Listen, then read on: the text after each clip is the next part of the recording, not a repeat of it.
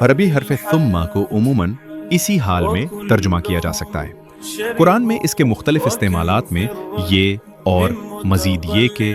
پھر، دوبارہ، اس کے بعد، اسی طرح، ویسے ہی جیسے معنی بھی دیتا ہے۔ لیکن فا یا بعد جن کا مطلب ہوتا ہے پھر یا بعد میں کے برعکس، ثم اکثر ایک سادہ حرف عطف کے طور پر آتا ہے، جس کا مقصد دو باتوں کو آپس میں جوڑنا ہوتا ہے، نہ کہ ان کے درمیان سبب و نتیجہ یا وقت کی ترتیب پہلے سے بعد ظاہر کرنا۔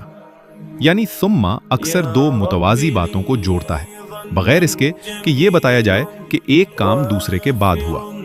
قرآن کی کئی آیات اس کی مثال ہے،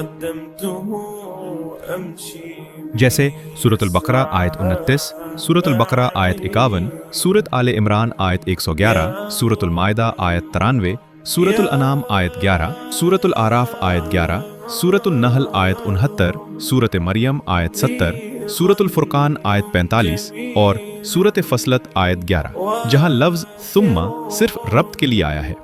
یہ لفظ بعض جگہ دو کاموں کے ایک ساتھ ہونے کو بھی ظاہر کرتا ہے، یعنی ہم زمانی، جیسے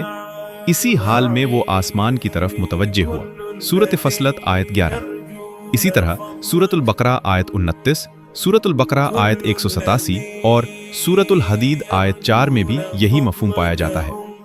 اس کے مقابلے میں لفظ بعد یعنی بعد میں صاف طور پر وقت کی ترتیب بتاتا ہے، جیسے سورۃ النازعات آیت 27 سے 30 میں۔ لفظ ثم کی یہ وضاحت اس غلط فہمی کو دور کرنے کے لیے بہت اہم ہے، جس میں بعض لوگ سورۃ فصلت آیت 9 سے 12 کے ذریعے تخلیق کا دورانیہ 8 دن سمجھ لیتے ہیں، حالانکہ قرآن کی باقی تمام آیات واضح طور پر 6 دن ہی بیان کرتی ہیں۔